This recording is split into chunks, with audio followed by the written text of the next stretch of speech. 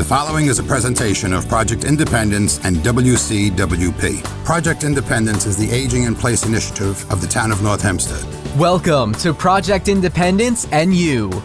Good morning and welcome to Community Talk Radio. This is Project Independence and You on LIU Public Radio. I'm your host, Rebecca Miller, along with co-host Otto Lohse, and of course, our radio show producer, Kristina, who is also the director of Senior Citizen Affairs for the town of North Hempstead's Project Independence. Good morning, you two. How are you both? Good morning. Glad to have you back. We missed you last week. Yeah, busy. Or maybe I was away. I don't know. I don't remember. Yes, Florida. But another great show this week. This morning, we're going to be talking about the Long Island Alzheimer's and Dementia Center. And our guest today is the executive director, Tori Cohen, who is also an LCSW licensed clinical social worker. So welcome and thank you for joining us today. I know you've been on before, and we're just grateful to have you back and looking forward to learning all about the programs. And thank you for having me on again. I'm excited about sharing our information to the audience today. It's great. I was reading through a lot of the information that we had sent over, and I'm curious if you could talk a little bit about the background and how it started up in 1988 by 5 Long Island women.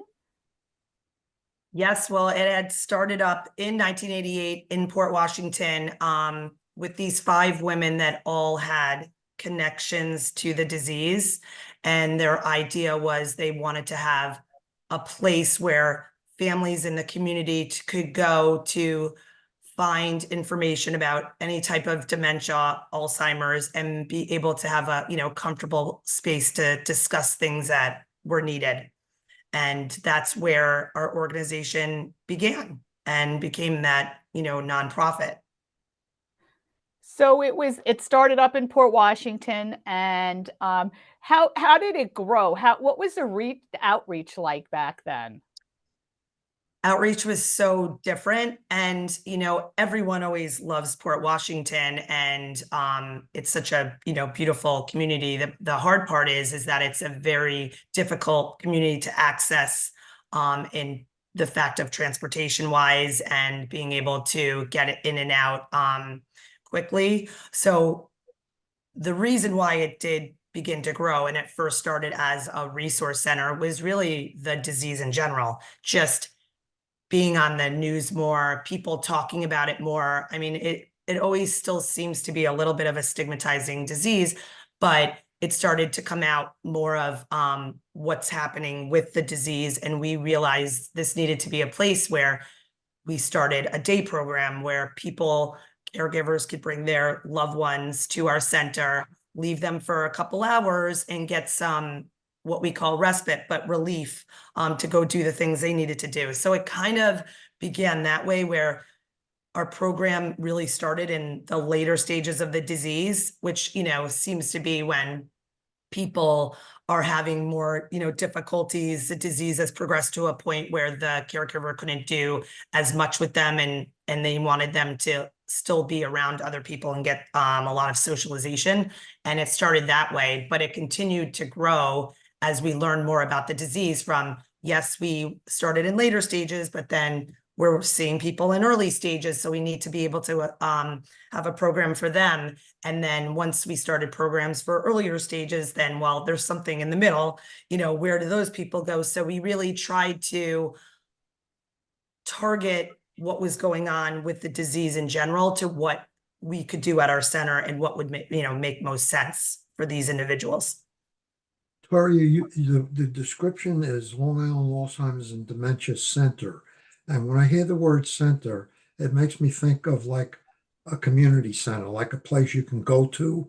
Is that kind of like what this is? Yes, well, I'm glad you mentioned that, because originally the other part, when Rebecca was talking about the beginning part of the organization, we were the Long Island Alzheimer's Foundation. And a lot of times people were confused and were thinking that this was a place that was giving out money and that we didn't really have those hands-on programs and services. We changed the name in 2019 to the Long Island Alzheimer's and Dementia Center, specifically for what you just asked. It's a center that has programs that are hands-on, running 6 days a week from Monday to Saturday. So we wanted people to know that it is a place that you can go to. It's not just administrative offices, and that, it's not just Alzheimer's. Alzheimer's is just a form of dementia, and there are many, many, many different types of dementia. So we wanted people to know when they're calling, just because you don't have Alzheimer's doesn't mean, oh, well, so I can't go there. I'll find something, else. So there's a lot that goes on in the center that at whatever time, in this program, I'll be speaking to a lot of different things that we focus on besides just this adult day program. So, and this is local only, right? This is not like a national foundation. This is a Long Island based operation. And another good point. A lot of people get confused because it's a grassroots organization. We're not tied to a national organization. We work a lot with the Alzheimer's Association, which does, incredible work with research and education, but ours are really the hands-on programs and services for the individuals with the disease and their caregivers. So every dollar that LIAD gets, if, in whatever ways it comes in, is meaningful because it really stays within the Long Island community. You have a long list of services. I did read, like Rebecca, what you do. One of the things that I see through life experiences, and that's, unfortunately, some people who are pretty close, is the difficulty of first defining the fact or finding out that you or somebody has dementia. That whole process, as you said, there's stigma connected to it. It's a very difficult diagnosis to hear. You don't want to hear something like that. Where do you start, like with the beginning of this whole problem? When people first kind of sense that there's a problem, you're not really sure, oh, it's old age, that kind of stuff. How does the, your center kind of fit in the beginning? Well, what's nice is, to me, as long as we get that first initial phone call to our, what we call an admin assistant, who the person is speaking and, wanting more information and help, is, to me, like the most important piece of this whole journey, because I feel like it takes a lot when someone's feeling like their loved one or even themselves, are having those symptoms or thinking they have those symptoms. I think what's important is when they call an organization like ours, because then one of our social workers can get on the phone and start talking with them about what's happening and what's needed. Because, first, people could talk about a lot of symptoms that could be similar to a type of dementia, but there are a lot of different diagnoses that could be still dementia. And they really, if they hadn't been to a doctor, our first thought to them would be, you need to go see your doctor, PCP, neurologist, because we need to make sure of what they call a differential diagnosis, that there's not something else going on. There could be many other medical reasons why someone may start to have some memory problems, some other problems that are associated with the disease. So that would be, our first thought, because we don't want to just say, well, yeah, it sounds like it.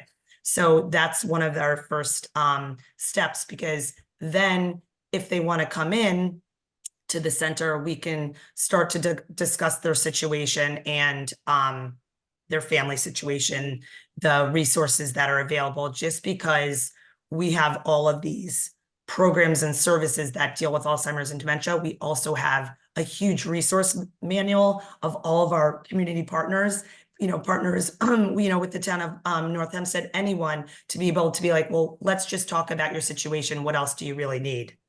But as I first started, the most important part is to make sure that there is a diagnosis, because we really don't want to have people using our services if they don't have a diagnosis of dementia and Alzheimer's. The only service that we don't worry if it's an Alzheimer's or dementia diagnosis is our counseling services, which we started a couple years ago during COVID with all of the mental health issues going on, a lot happening, that we are willing to see people that have those other issues in their life. And we have a licensed social worker that's able to give out counseling services in person or on Zoom. One of the areas that you, in your, it says area of expertise, and I've heard the term MCI, mild cognitive impairment, Yeah. is one. I guess there's lots of different kinds of diagnoses that can come up, but that happens to be one I've heard of. Where does that go? Yeah, I mean, mild cognitive impairment is one I haven't heard it as much lately, but it still comes up with a lot of our families that come into the center. I feel like it is one of those really just what it says, mild, and maybe they're not already having those bigger symptoms of a form of dementia. But for me, not, just, I always say I am always real with families and individuals and really talking through things. The majority of time, it's almost like a pit stop on the way in this progressive journey of it's going to be some type of dementia. But the hard part is that we never know how long someone's going to be in a particular stage. Maybe they would have MCI for a couple of years. Maybe they won't move into dementia very quickly. What we've seen at our organization, and I've been there 21 years, which I kind of laugh sometimes. I'm like, that's scary. And I've seen a lot of people come in and out that it happens to be when people are diagnosed younger, things do move quicker. And it doesn't mean that then someone's getting diagnosed later that it's, going to be a longer period of time. But I would say that's a higher percentage of when people are diagnosed at an earlier age, which, earlier onset, that it moves a little bit quicker. So, like you say, MCI is a term, and people then, when they have that, want to be able to keep themselves stimulated and be involved in different programs to just keep everything, moving. That's some of the things that are important in what we do also at our organization, because we don't have a cure. So we want to be that solution in keeping people active as much as we can. Do the people, I'm sorry, Rebecca, but do the people who contact you, are they most of the time more of the caregiver as opposed to the person who actually shows signs of having the problem? Yeah, most of the time it is the caregiver calling on behalf. And what's interesting is I have most of the time when the caregivers are calling, and it's less of when it's the beginning stages. When they think it's the beginning stages, they'll start to say in the conversation, well, I noticed something a couple of years ago. I mean, look, when you start to see different changes in personality to your loved one or colleague or, anyone that you are calling about, you don't always just recognize it as, well, I think it's, dementia. There could be other things going on, and you don't, you most of the time people just don't want to face it and say that that's what it is. So yes, most of the time it is caregivers. It's a little bit later into the disease more than the beginning. But when people have called that do feel like they have it themselves, we do always want to make sure and ask, like, one of the first questions, well, do you have family or someone close to you that, can help you through this beginning process? Because you never want anyone to be alone. And if they are, like, that's where we really want to be able to be helpful, that there are people here. That's why we're here. That's what we want to be able to keep people informed, give them information, and make sure that they don't feel alone. I would, you talking about the caregivers, and that's kind of where my next question was, because it seems like it's where it started. Like, these 5 women probably were caregivers, didn't even maybe, realize they were.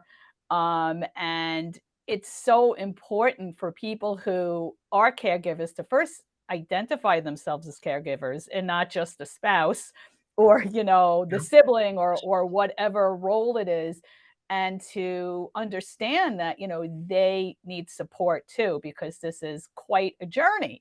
And like you said, it could be a journey that happens quickly or a long time. So it's such a great program that you not only have, programs for the adults who are, in whatever stage of dementia, but also for the family members and the caregivers. It's so important. I want to talk a little bit about what the programs are for the caregivers, because I think our listeners might be interested to hear, and they might even recognize in their self that, hey, I'm doing this, and this, and there are services and programs available. So I'd love to hear a little bit more about the assistance for caregivers. I mean, that's the part that I feel like this is what's great about the organization, that we do have these services, because I'm just stating one of the things that I had heard at one point from a caregiver was, it was about our website before we had fixed our website. They're like, well, I looked on the website and I didn't feel like there was anything that was about me. So that person like it just, I love my, husband, but it was what's there for me. And that's where we're like, oh, well, we have all these, but obviously we need to, reformat our website. But Right. look, the programs that we have for caregivers, I mean, one of the most important, and I'm a huge advocate for this, is our support groups. And when you said, and it's important, when someone says caregiver, a caregiver doesn't just have to be that family member. If it was the spouse or the adult children, there might be a caregiver that is even, someone's aide, or like some other type of companion. So in any way, shape, or form where someone is dealing with someone and taking care of them in ways emotionally and physically, usually the caregiver doesn't even, like we say, recognize it, and they need to tend to taking care of themselves. So we have these support groups that we run for spouses, adult children, other companions. Sometimes, like we say, if there's a specific type of companion that just seems like we have a lot of people, if a lot of people had AIDS, then maybe a support group for them. But we have those in person or virtually. That to me is a place that not only do you feel like once you start talking that you're in a place where, you might just not be able to talk to your family about things anymore either. A safe place, a place where you feel like, oh my God, Susan just said that. That's exactly what, happened in my world. And also gain a lot of resources and be able to take in a lot of people's stories. And so, Tori, we actually have to take a quick break. Oh, So I sure. want to get more into the specifics, because so Yep. much of what you said is so important. Yep. After the break, we'll continue talking about the Long Island Alzheimer's and Dementia Center with its Executive Director, Tori Cohen. We'll be right back. Take WCWP with you wherever you go with the WCWP app. Listen live 24/7 to all of our streams, all from one app. Plus, call the studios directly from the app and visit our social media. Download the app through the iOS App Store on Apple devices or the Google Play Store on Android by searching WCWP Radio, or visit WCWP.org for links. The WCWP app, available now on iOS and Android devices. Welcome back to Project Independence in You. I'm your host, Rebecca Miller, along with co-host Otto Lohse, and of course, radio show producer Kristina Liu. We're talking about the Long Island Alzheimer's and Dementia Center with its executive director, Tori Cohen. And before the break, we were talking about caregivers, and that was kind of like in the back of my mind. When you have programs for, someone, you can't help that someone's aide is going to have an attachment to somebody, also the spouse. So it's wonderful that you have support groups, because they're for different kinds of relationships, very different. Someone who's maybe been married for 50, 60, years, and now their spouse is changing because of dementia. Very different than like maybe a child, or of someone, or any other kind of relationship. So I'm sure they're very unique in the way that you have to kind of provide support to caregivers. Yeah, because one of the pieces, as time goes on, and when you hear even the adult children and they're just worried about their family, they're worried about their loved one that has dementia, but then they're also worried about their parent that's taking care of them. And then when they say they try to have these conversations and they don't know how to handle it or what to say, and not to make anyone, feel bad, it's just a very difficult position to be in, because you're trying to balance both sides. So yes, I mean, and I think people that have this happen in their lives, and every day they think, what would it, what's it going to be like, or what's it going to transform into, and how quickly everyone's life has changed, and they might have had a whole idea of what it was going to look like, and they are dealing with a loss of that. If it's the caregiver who's a spouse, adult child, like what was going to happen with that particular parent, the well parent and the not so well parent. So it's diving into that too, of someone, even if, okay, so you got to deal with it, this is what's in front of you, that doesn't mean that it's not a big burden or challenge that they need to be able to work through and identify that. And that's something that when we talk about services, and I started with the support groups, that in a support group, if someone really is having more of a difficult time and they're needing more advice and counseling, is where the nice part of us having it, it's the support group leader can say to our social worker, like, listen, so-and-so was kind of talking a little bit more in the group, and I'm just a little bit more concerned. I talked to her. I think she needs, a little bit more, attention and one-on-one, that we can refer to her. So then it's, a seamless process, and we're really just taking care of the person from, really one service to the other, which that part's really important to me. Because just doing, I mean, we started, I said, I'm a social worker, and now I'm the executive director, but I did all of these hands-on programs and services. And that's why I say I did the support groups. So, there's a lot of important information that gets talked about in those support groups. And you really want to make sure that you are listening to that person and really taking care of what their needs are. So the support groups are one of our services, counseling services, which we take Medicare and all kinds of private insurance, and we have hardship money for people that need the help and just don't maybe have those insurances and can't do it. We also do a lot of caregiver trainings with a lot of our social workers and community partners on specific topics. We're small enough to be, if someone wanted to talk about something, that we're, bring someone in. The other day, I had met someone in the community that is a speech pathologist, and she specifically talks about swallowing. And a lot of, not everybody, but there was a specific group of people that had issues like later on in the disease, because the brain affects the whole body, that swallowing is one of them. And it was like very important tips for someone to think about. And so that's, the kind of things that we try and do, which I think the caregivers really find great. We always try to survey them of what's happening, and what's something that you'd like to hear, if we could try and get that going.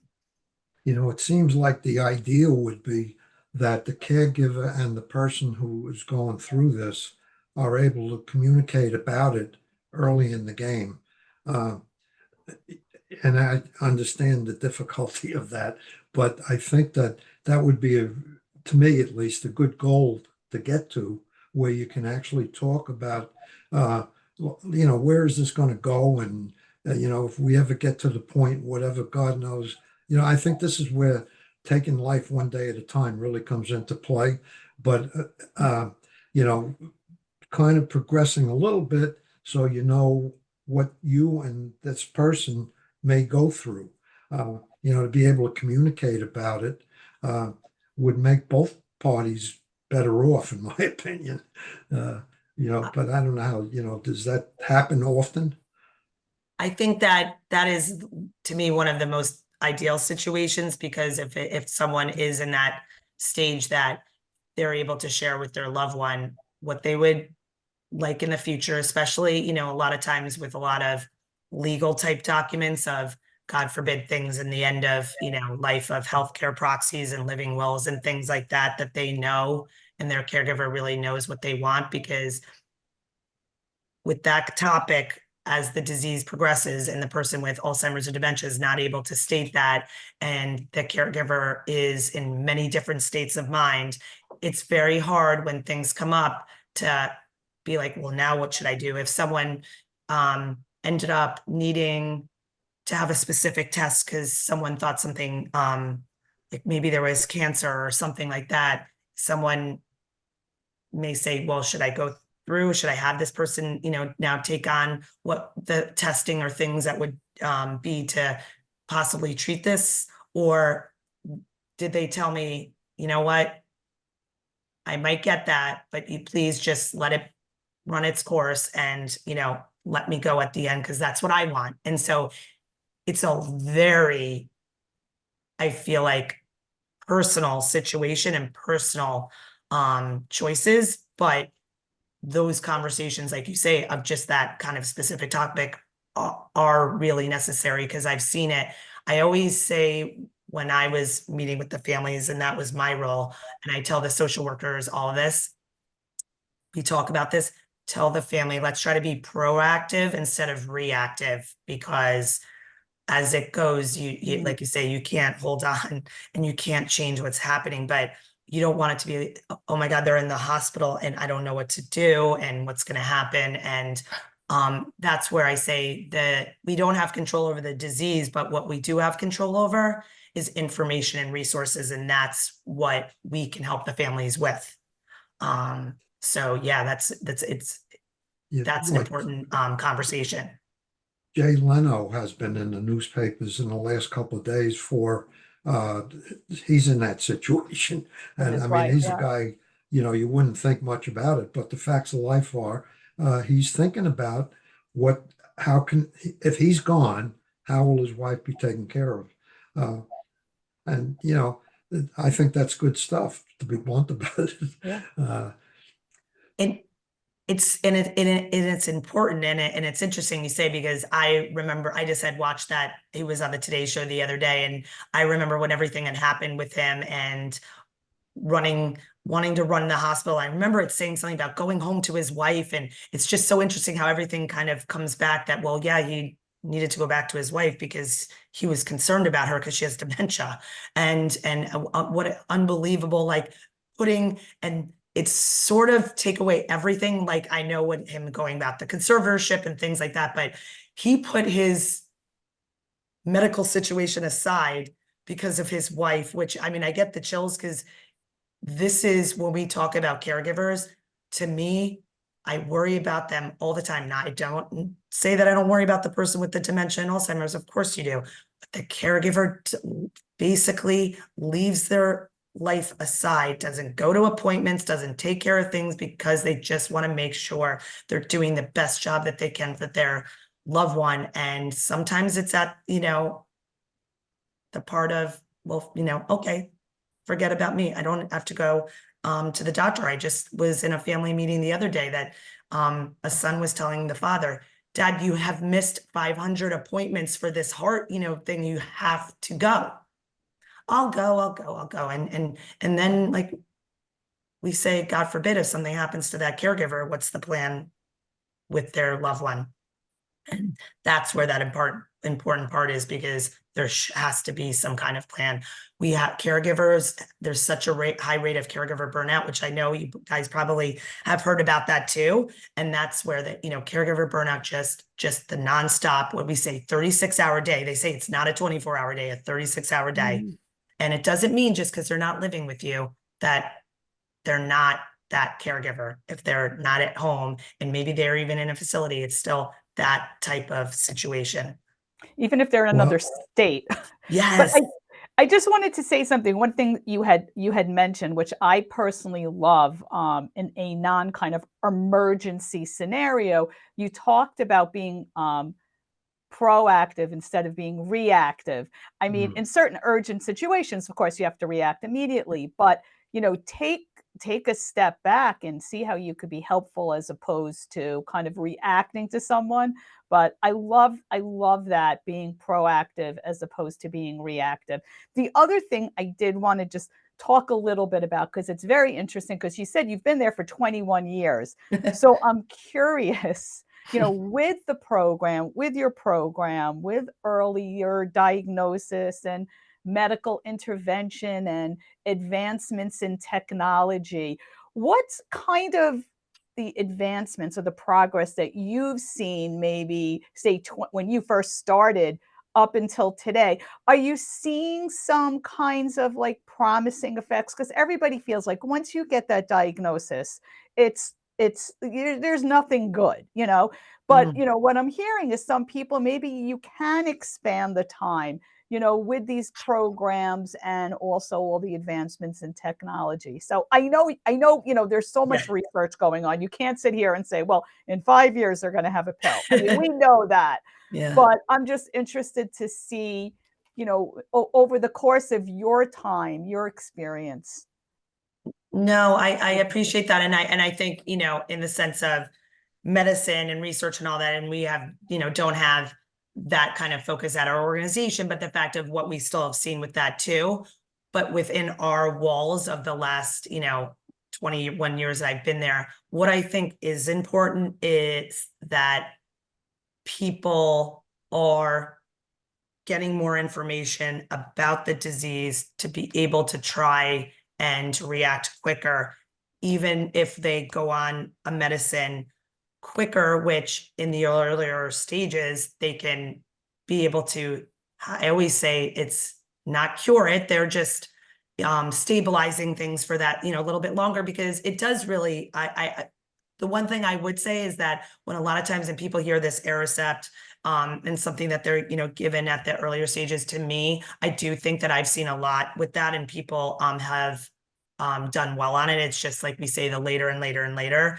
what kind of happens with those medicines. But with programs like ours of being connected, if it's us and other day programs in the area or other types of services, I think socialization is a huge piece. One thing that happens, especially when someone feels like they're forgetting and they're with their friends and they start to feel strange, it's that possible they start to withdraw, they start to act, different. And people are like, oh my God, what happened to, Fred? He's not coming to our card game anymore. Well, because there's a part of Fred that knows that something doesn't seem right. And you don't want, if he wants to be involved in things, to run away. And we want someone to find a place. Like, it's okay to be forgetting things, but my biggest thing is that we have to be hopeful. One family member that I had spoken to a couple of years ago, I will never forget, even in this whole time that I've been working there, he said,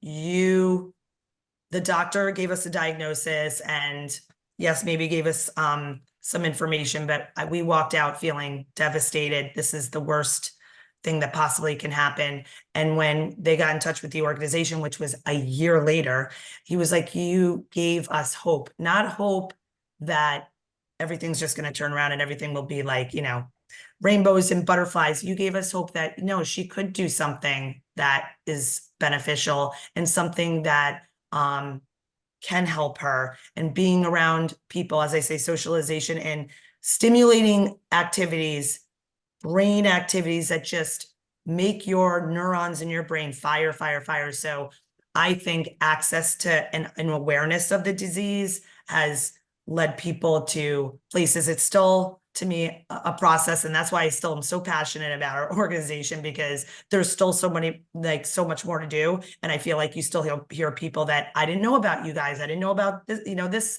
organization. Mm-hmm. Well, people need to know that, and they need to be able to, if it's also not technology, that yes, we have social media and all these things. Not everyone still has computers and all of these things. They have ordinary, telephones and all that. Like we need to be able to get people the information, and especially in disadvantaged communities, that they, if someone's getting it, and there's a lot of people in some of the disadvantaged communities that get it even more, that there are places to help them.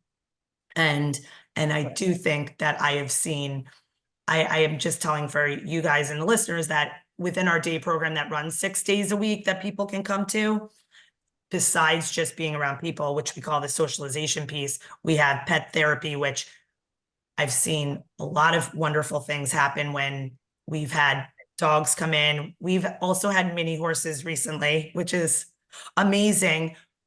But it's about the situation of just even the mini horses coming in, which from Horseability, which is another nonprofit, people start to reminisce, and you start to see some of our, what we call our participants, we don't call them patients, they touching the horses. One day someone was taking one of the brushes and they were starting to like put the hair back. We find out like, we always take someone's history from the family in the beginning, but they were a barber. And so they were starting to like fix the horse's hair, like, and it was more than just sitting there. Even if someone was sitting there, there's things that come up in as the pet therapy and the art therapy and the music therapy are all really good tools to really keep people involved in a program and see different pieces of them, that there is light and there is life and light in them. And that's a good point to take a quick break. After the break, we'll continue talking about the Long Island Alzheimer's and Dementia Center with its executive director, Tori Cohen. We'll be right back. WCWP is your home for great music and great conversation. You'll find all that and more on WCWP.org. Listen live on the web, check out the lineup, subscribe to podcasts, and stay up to date on the latest station events. Get in touch with us and let us know if you like what you're hearing. And find out how you can support or get involved at the only community public radio station serving Nassau's North Shore. Plus, sign up to get a free bumper sticker. It's all online at WCWP.org. Welcome back to Project Independence in You. I'm your host, Rebecca Miller, of course, along with Otto Lohse, our co-host, and Kristina Liu, the radio show producer. Before we get back to our guests, I just wanted to mention other ways to listen to and find Project Independence in You and Talk of the Town. You can watch Project Independence in You and Talk of the Town on North Hempstead TV channel 18 or 65 on Optimum, or channel 46 if you have Verizon, also on North Shore TV. Shows usually air around 2 p.m. You can also visit www.mynhtv.com for up-to-date schedules, or you can watch online with WCWP Studios YouTube channel or the Project Independence website. So there's so many different ways you could watch and access Project Independence. It can either be live, it could be archived. So we're always happy to let you know you can call 311 also if you want to find out other ways of watching it. During the break, I know we want to hear all about the program and how one can become a program, how they find out, what the steps are with the program. But we talked a little bit about Jay Leno being in the news about his wife. And, in the past, we heard about Robin Williams and also now Bruce Willis with Louis Body, maybe a little bit about what that is all about. And what does all this kind of notoriety bring to it? It brings it to light, and people might feel a little less, I don't want to say ashamed, but we did mention early on that the stigma associated with it. But here you have, these kind of well-known people who are dealing with a spouse or, a father. So Tony Bennett. What'd you say, Otto? Tony Bennett. Yeah. Tony Bennett. Yep. Yep. I think what it brings is that, yes, they're what we are famous people, famous actresses, actors dealing with these types of diseases. I think it shows that the disease can affect anybody, and that it doesn't matter who and really, regardless of actors and actresses and everyday people working and wherever they are and whoever it is, it doesn't, we say about the disease, it can affect every person. It doesn't matter where the person possibly is in their age range, where they are with other medical conditions in their life. What showed about Bruce Willis, and I even saw something on the Today Show pretty recently, it not only shed light on how it affected him, and it's not just about memory, and it was about the aphasia, which not being able to speak. I thought it gives me the chills to, say it's also the caregiver again, and what she's experienced and how alone she felt about the things that she was seeing, and wanting others to understand and then bring awareness. So someone else that's watching, oh my gosh, wow. I'm like, if they were currently dealing with that type of diagnosis or not, just things that they could be aware of to try and help themselves if they were in that situation. So again, it kind of focused on both. And I think it's really important. And I think people, like I say, just get it stuck in the idea of also symptoms, and that I've had people, oh, it's just about the memory. It's just about the memory. It's not about the memory. There's so many behavioral things that go on with Right. different types of dementia. And it's scary to see people change, and how you deal with it and how people work through it to try and help their loved one. Yeah, it does. And Your proactive comment before, I think, is right on target. We always talk about planning and proactive. You can't plan this thing, in my judgment, but you can have a rough plan in terms of, like, for example, like if you are able to communicate with, as you put it, the participant about where this could go, when you get to the point where maybe you don't want your husband to handle your personal needs. You can no longer take care of your personal needs, or you're no longer the same person. You're a different person altogether. You're belligerent. You run away. You do this. You do that. You have to be able to get to a point where you are not able to handle it as a caregiver. You can direct the caregiving, but you finally get to a point where somebody may have to be at a facility that can handle it. And I think you have to be able to talk about that and do that without guilt. Um, you know, I've witnessed it. I've witnessed people have their wife in bed for 5 years, and take care of everything. And I'm saying, man, that is not the way to do this, in my opinion. But then again, maybe that's how they felt they should take care of it. That's why I think if you're able to communicate earlier on about things like that. I mean, personally, I don't want my wife taking care of my personal needs. It's not what you do. So anyhow, I go back to what Rebecca said about the proactive part. I think the more you can talk about things up front, the better. And I mean, just and that, if thought is when you say guilt, people need to be able to talk about that and be able to put it out there. So yes, they may feel like they need to do all these things because they didn't have that conversation and it feels bad. So that speaking about that emotion is very important, because if then they went into a support group and they were talking to other people and then start to feel like, okay, well, other people might have felt what I'm feeling, and this is what they chose to do. I may still do that, but I'm hearing, what other people do. So again, you're not in this situation alone.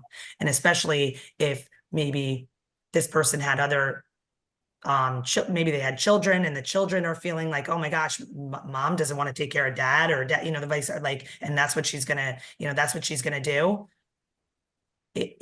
I've seen those situations too, where we've had family meetings because, well, that's fine. And everyone needs to let out, what their thoughts are, but that's not what's real and what's going to end up, being the path of this, particular situation. But, there's a lot that goes along with it. It's true. So it's really, it's important to communicate.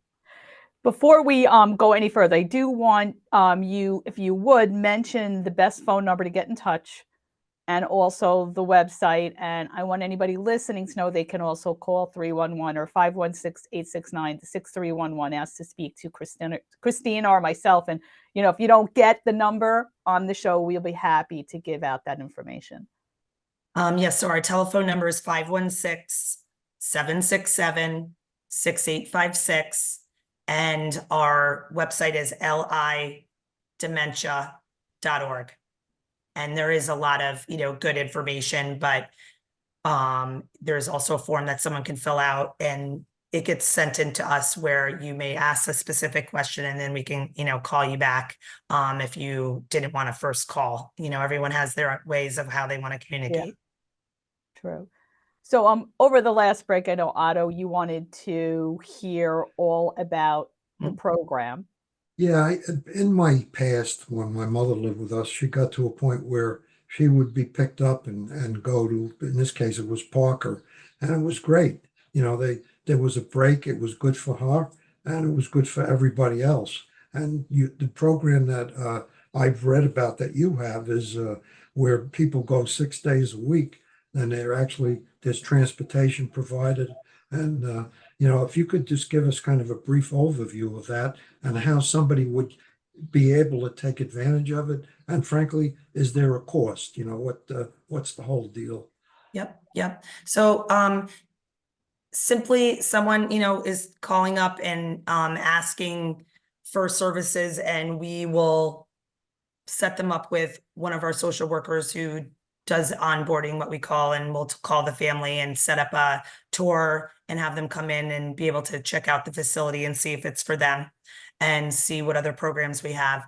But our day program, which is our main program, which is located in Westbury, which runs Monday through Saturday from 10 to 2. We do have transportation, dementia trained drivers that can go right to your house. And obviously there's a certain span of how far our drivers will go in Nassau County and of the amount of people. We don't like to keep people on the bus more than an hour. There are a lot of specifics, but anyhow, we offer that service. It gives the caregivers more respite because they get picked up before the program even starts, which I said was at 10.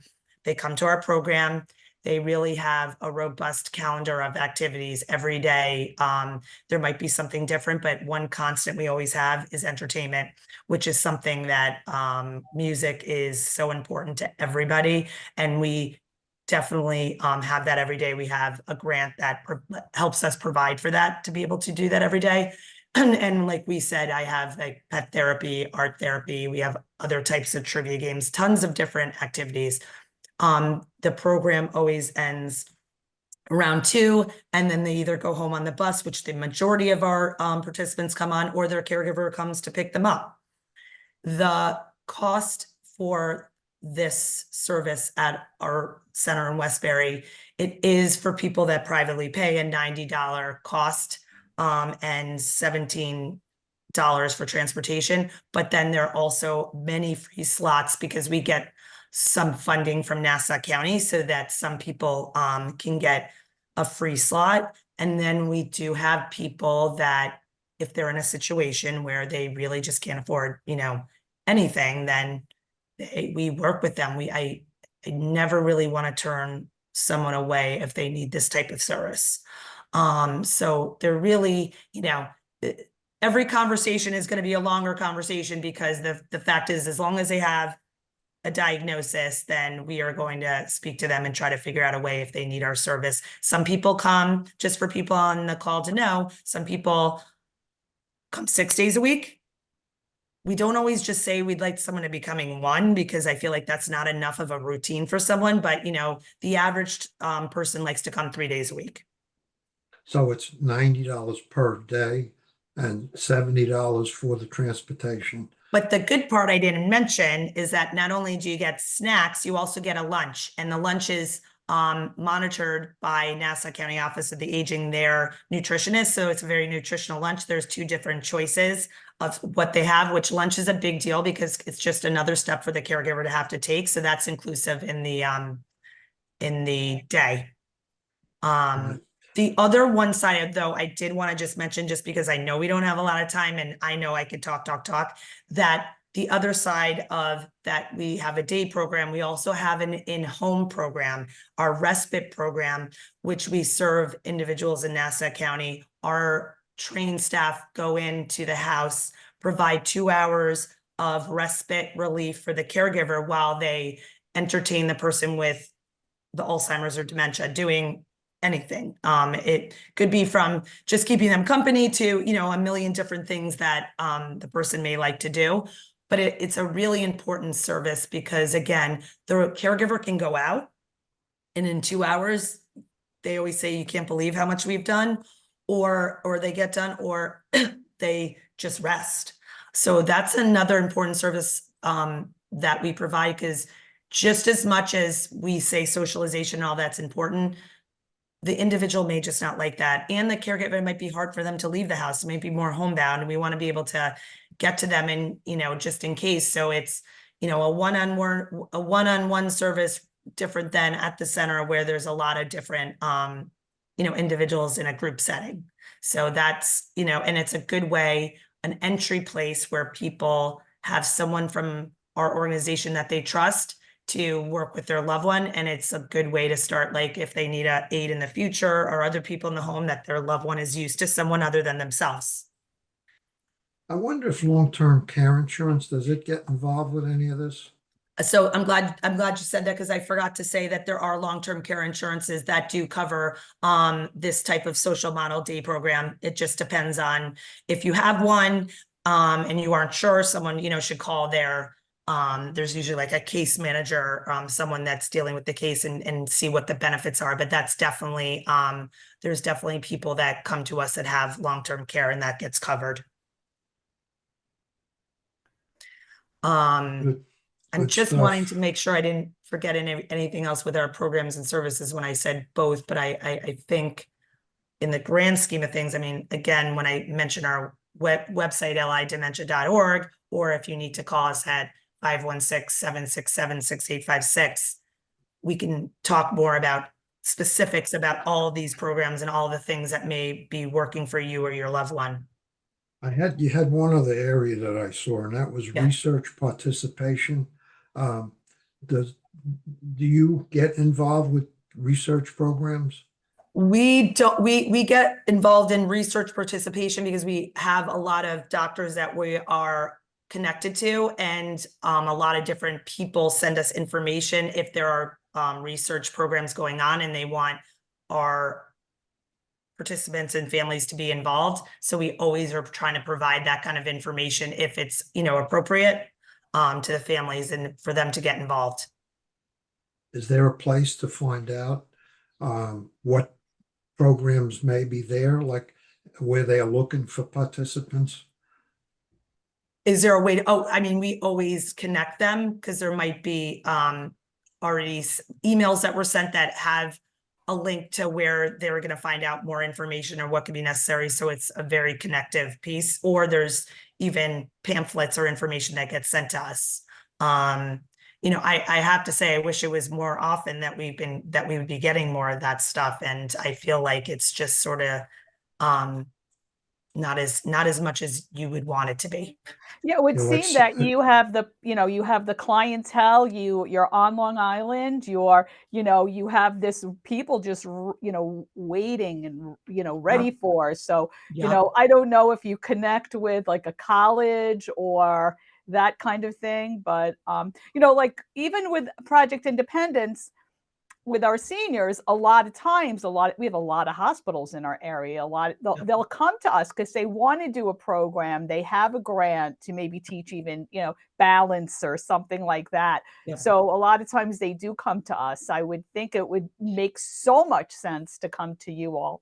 Well, I don't want to make it sound like that in a way, I guess, right? Because we have a nice relationship with a lot of colleges, and like just even the past 2 weeks, we've even had some OT students come from, and I'm blanking about the college at this moment, but we have a lot of that, and we do have connections with Northwell Catholic Health System. That's wonderful. But I think what my interesting point was I wish there was more happening in the field that with medicine and things like that our families would really feel like something's actually going to happen. That's what I wish.